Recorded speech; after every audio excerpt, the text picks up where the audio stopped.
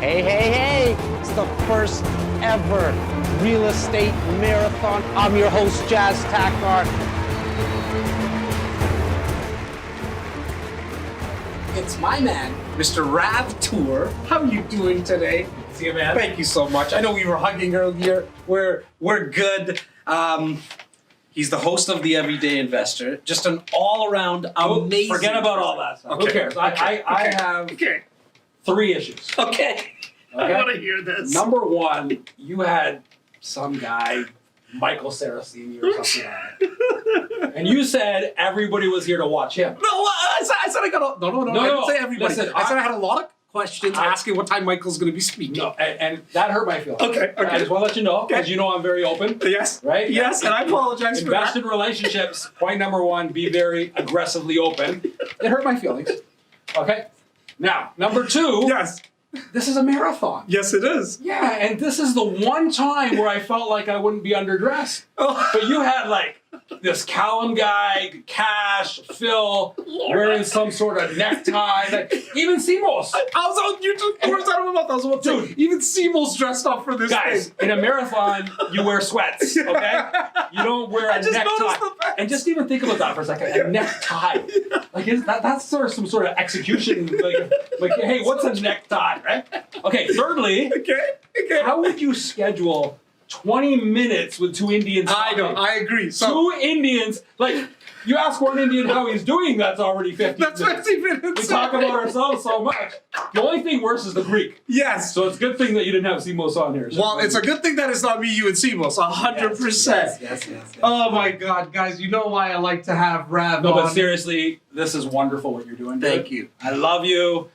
You are an incredible student, learner.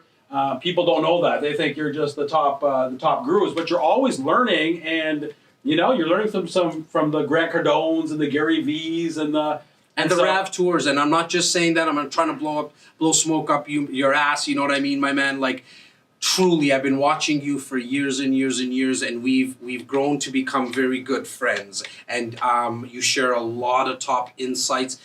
What I really enjoy about you, and I'm so grateful for, is that you tell me about your failures, you know, and so that's me personally. I learn from people's failures more than I do successes, in all honesty, and so for that, thank you.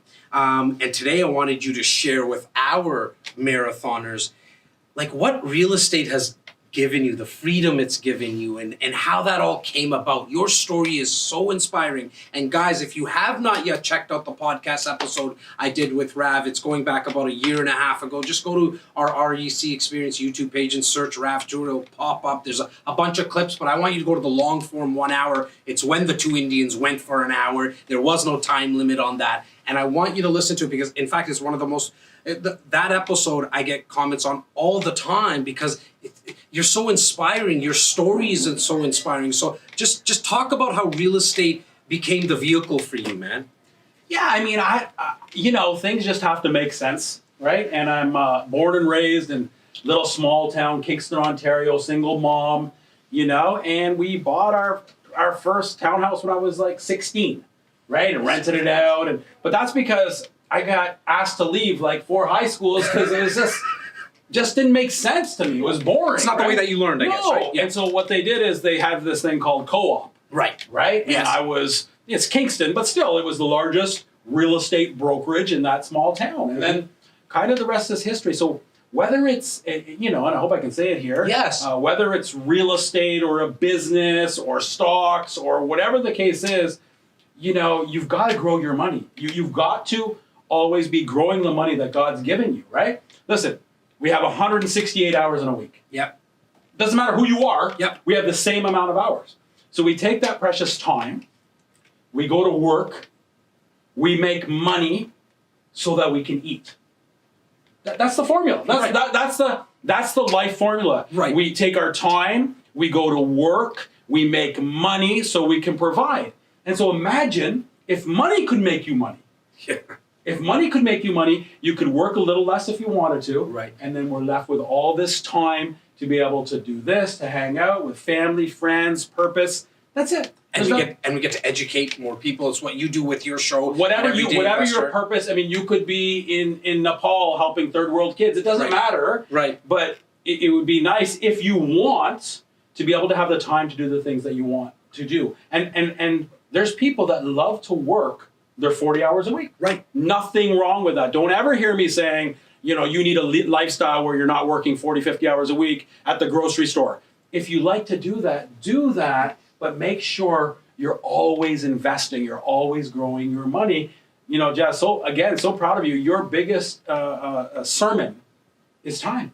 Yeah. Slow, steady, patient. It just takes time. So you just live simple, always give, but always invest. And even if it's a few bucks over time, right? I find, look, even when you invest and you give, when you're giving more, a funny thing happens. You actually get way more than you ever gave. Like how that works is, I'm sure you find that in your life. Of course. I mean, listen, there's so much, we've been given so much. We have a responsibility to be able to really genuinely give back. And so that's kind of my philosophy of life is live really simple. Yeah. Sometimes we live a little, teach their own. Yes. But I'm always looking at, am I living a little too large? You know what I mean? Yes. Like you got to live simple, give generously, and always invest. So when you say always invest, and we're talking real estate, obviously, this being the real estate marathon, you started at a very young age, and you've always done it, okay? You've always been investing.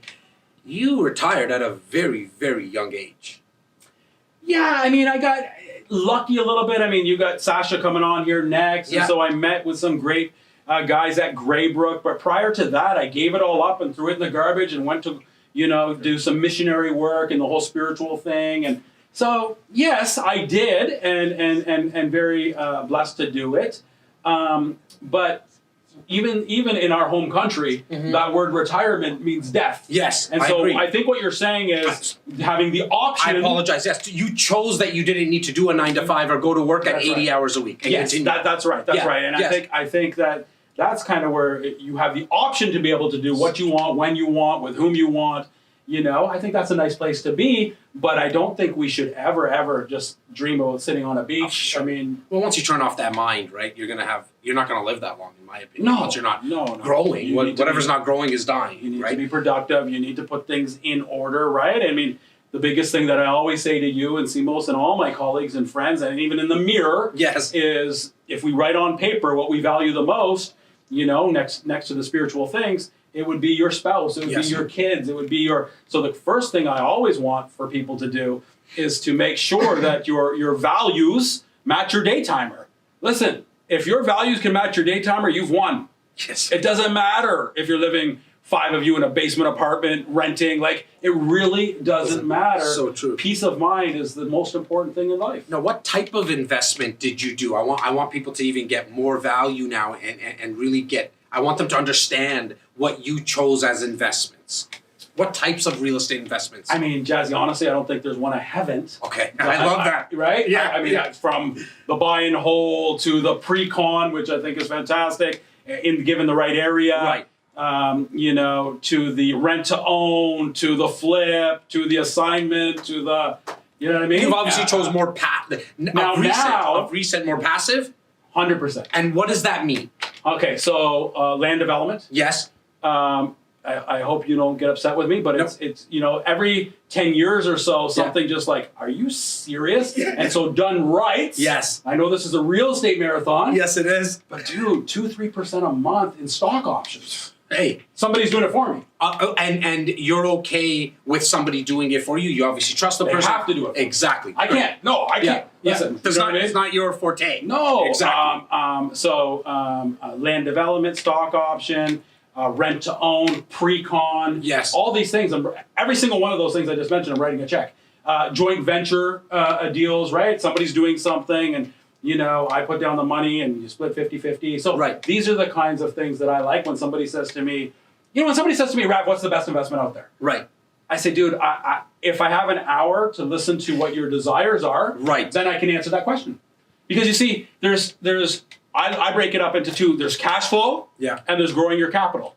In those two, on the cash flow, do you want to work for it or do you want it passively? Growing your capital. Do you want to work for it or do you want it passively? So I've just given you 4 categories just right there. You can never ask what's the best investment. It's what's the best investment for you. So the best investment for me, so I can continue to serve in the church that I serve, continue to travel to third world, continue to hang with my kids, is write a check and hopefully make the north of 20% annualized returns, which you can in rent to own, which I can with pre-con, which I can with options trading, which I can with land developments. I love them. Right? All of them. And that's the nice thing with real estate. There's so much, and not that real estate's the only way to create wealth. You spoke about stocks. There's business. I mean, we run a pretty big business, and that makes us money passively as well. We have a team of 33 realtors. There's a lot of ways.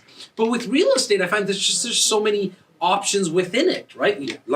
Rent to own, lease to own, you hear it. Pre-construction, there's land development, all the stuff income properties, everything they went to. If you want cash flow, then I'm lending, right? I'm lending for my 10%. Mortgage, private lending. Private lending, mix, REITs, there's just so much. And so when people say, I don't want to get into real estate investing because I've heard, tenancy issues. Well, Jazzy, you've known me for a long time. How many tenants do I have? 0. I'm going to start charging my son, but I've got 0 tenants. But that's just because I choose to do that. Listen, 5 years ago, I had a breakdown, anxiety when my kids are growing up too quick, dude. I still have anxiety over the potential of separation anxiety. I don't want my kids to leave me. You know what I'm saying? And so well, they're homeschooled too, and I love homeschool, world school, whatever. Yeah. I mean, that's one thing that breaks my heart when I hear about all of you out there, and it sincerely breaks my heart that you're fretting over whether your kids should go to school or not. Who cares? Love your kids, enjoy your kids, have time with your kids. My son barely has grade 9. Okay. Built a computer from scratch. At 13. Renovated our house with a general contractor at 16. Worked on cars at like 14. He's a realtor just for giggles and did his first deal like last week. He trades stock options and makes 3% a month. Then, Dad, I want to go to university. Okay, no problem. See this book? It's called the GED. General Equivalency Diploma or Education Diploma. I don't even know what it means. I neither do. Okay, so he studies we this. We gotta get Laura, see most of these guys back on. So he studies this, he writes it, he gets like low 80s, applies to York for law. Right. And he's gonna start online in September. But did I say he doesn't even have his grade 9? My point is don't fret, and I'm not knocking school at all. If that's the way you want to go it, but don't worry about it during these COVID times. Enjoy. Enjoy. So I mean, look, there's so many parents who freak out when the kids can't go to school for a couple of days or a couple of weeks or whatever. It's like, okay, they're in grade 4. What are they gonna miss? Now, I do get it, and I want to be very sensitive to the whole. I understand that too. I'm not saying that macro level. Don't send your kids to school. That's not what this is. No, and what I was going to say is, and I don't mean this. I just can't find the right words. But it is in a sense sometimes a bit of a babysitter, right? If you 2 parents have to work, where you're going to put the kids, and so I get it. I'm just saying in terms from an intellectual point of view, vantage point, just your love and hanging out and relational intelligence with your children is far greater than any academia in a school, in Rav's opinion. Look, I mentioned it earlier. My father, taxi driver, grade 8, maybe education, maybe 9 max. Mother, factory worker, grade 4 Look education. Look what they spit out. Yes. And I appreciate that. But in all honesty, the way that it was done was with sheer love. Like my father, if I talk to him about investing into real estate and refinancing, I think I mentioned to Callum earlier, he kicks me out of the house. He's like, get the heck out of here. You're never, I need to pay off my mortgage, and what you're doing, investing in real estate, that's way too much for me. But he just loved me. That's all he did. I hardly even saw my father growing up, because he would work 24 hours, drive taxi at the airport, and then not work for he'd be sleeping for 24 hours almost. 100%. Right? And till this day, it's not like, oh my God, I didn't have my father around, because whenever he had time, it was like, get over here, come kiss me. Come hug me. Until this day, we kiss, right? It was that love that was given. Oh, yeah, dude. I don't know how the Indians work in COVID. I need to touch everybody. You know what I mean?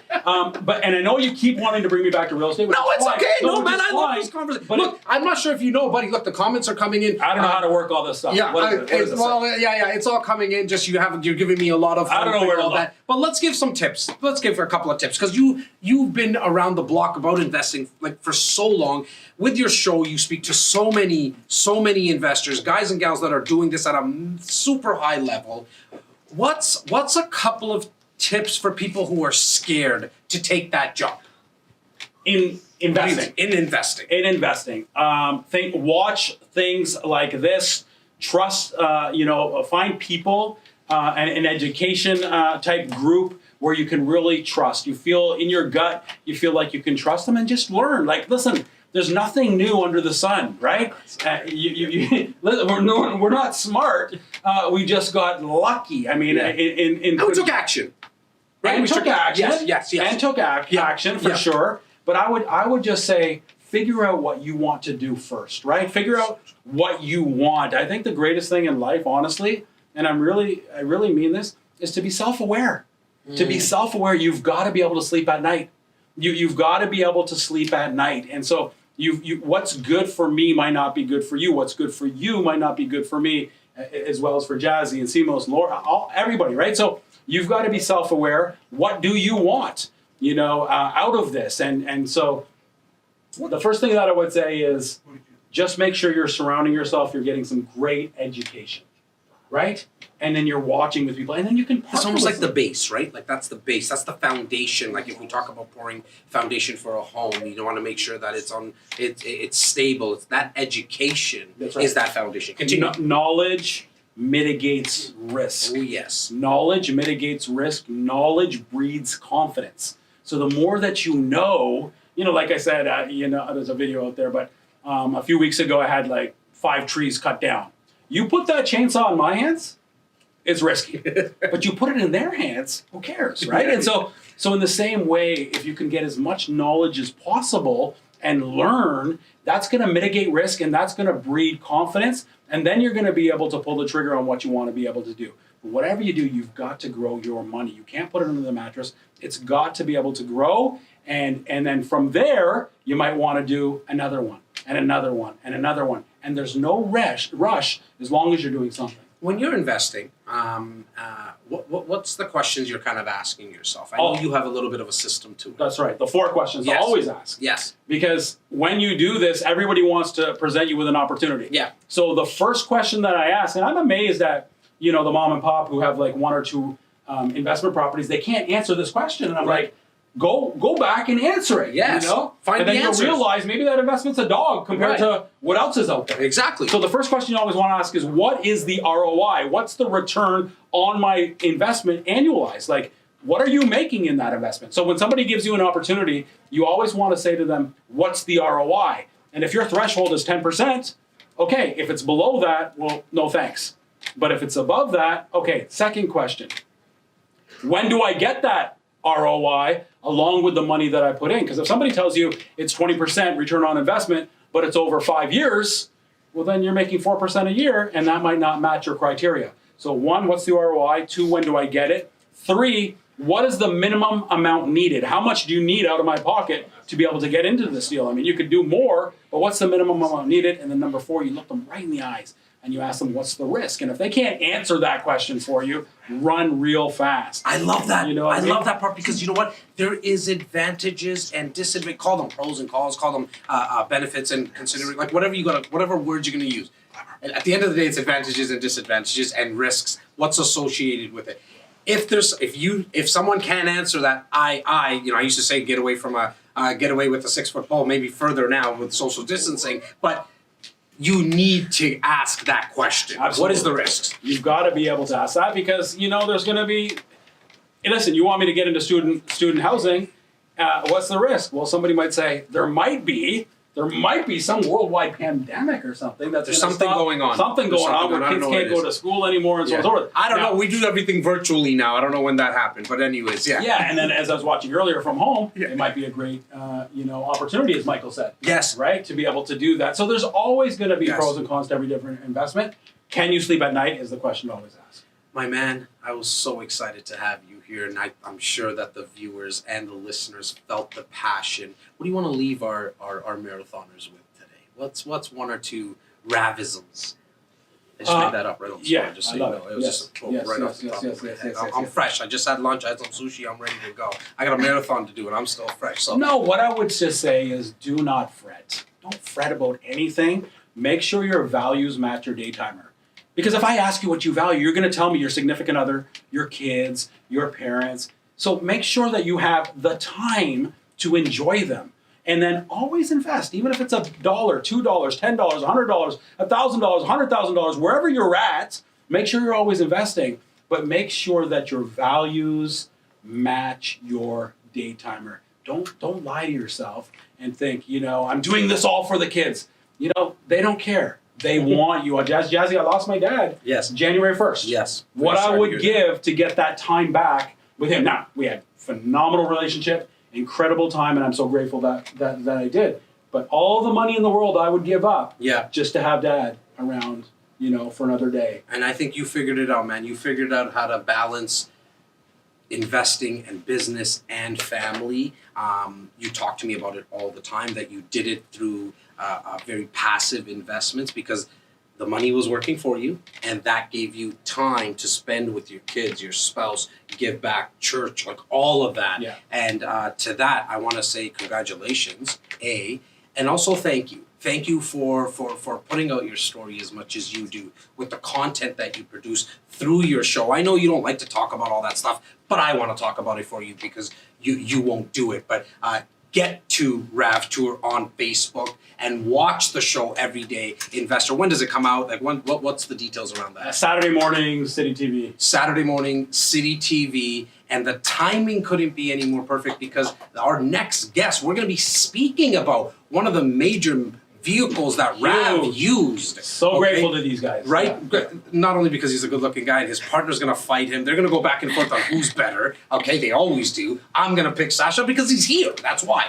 He is the CEO of Greybrook Securities. We're going to be speaking about how you can invest your RRSPs. I'm not talking about first-time home buyer stuff. I'm talking about as an investor, if you have capital in your registered funds, there is ways to invest them. And we're going to talk about how to do that. Mr. Rav Toor. I love you. I love you. And that's how we're going to end that. You're going to pass the mic to our next guest, where the marathon is continuing, guys.